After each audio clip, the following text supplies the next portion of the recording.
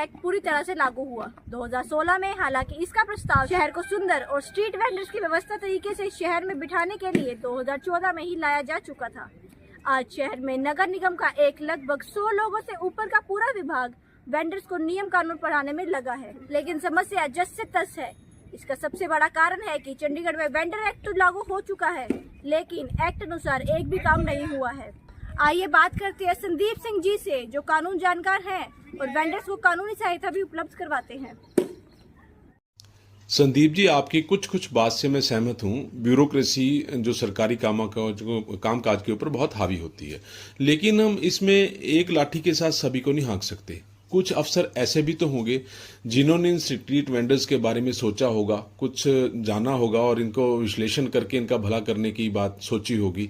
कृपया उसके बारे में थोड़ा सा प्रकाश डालें, क्योंकि आपने बहुत गहराई से आई थिंक स्टडी किया है स्ट्रीट वेंडिंग एक्ट को। हमारा एक्ट 2014 ये कहता है कि 6 महीने के अंदर जो एक्ट के अंदर प्रावधान है उनके हिसाब से काम कर लिया जाना चाहिए। लेकिन चंडीगढ़ भारत देश का पेरिस माना जाता है, इसलिए यहाँ पर जितने भी कमिश्नर साहब आते हैं वो 3 साल के लिए आते हैं और वो किसी भी प्रकार के झमेले से अपने आप को दूर रखने की बहुत कोशिश करते रहते हैं। लेकिन जो आखिरी कमिश्नर यहाँ पर पिछले इस टर्म में थे के यादव जी, उनके समय में माननीय हाई कोर्ट के दरवाजे को जब हमारे स्ट्रीट वेंडरों ने जाके खटखटाया तो माननीय हाई कोर्ट से आए हुए आदेश के कारण थोड़ा बहुत जो फ़र्क है कमिश्नर्स के ऊपर पड़ा और उस समय स्ट्रीट वेंडिंग कमेटी जो टीवीसी कमेटी बनाई गई और दूसरा सर्वे करवाया गया। लेकिन सीधी सी बात यह है कि कोई भी कमिश्नर हो या कोई मेयर हो, वो कोई भी ऐसे झमेले में नहीं पड़ना चाहता जिसकी वजह से उनको किसी प्रकार की बदनामी मिले या जिसकी वजह से उनके ऊपर कोई उंगली उठाए। नहीं, मैं आपकी बात से सहमत हूँ, लेकिन मैं आपको यहाँ पे थोड़ा टोकना चाहूँगा। कमिश्नर तो चलो ठीक है, किसी दूसरे राज्य से आता है, वो उसकी टेन्योर होती है जो 3 साल के लिए वो काम करते हैं। मेयर तो आपके अपने शहर के होते हैं, काउंसलर्स तो आपके अपने शहर के होते हैं। क्या आपने कभी अपनी बात उन तक पहुंचाई? उन्होंने सुनी? सर, इसके विषय में मैं आपको बताना चाहूँगा कि हज़ारों, मेरे हिसाब से हज़ारों कहना गलत होगा, लाखों के रूप में लाखों पत्र जो है हमने हमारे स्ट्रीट वेंडर्स ने कई बार इंडिविजुअली व्यक्तिगत रूप में, कई बार ग्रुप के साथ जाके अलग अलग मेयर जो उस समय नियुक्त थे उनको दिया। लेकिन सभी मेयर का एक अच्छा जवाब जो ये रहता था, कोई बात नहीं, हम ये करेंगे। तो ये जवाब आज तक पूरा नहीं कर पाए, ये वायदा आज तक कोई भी मेयर पूरा नहीं कर पाया।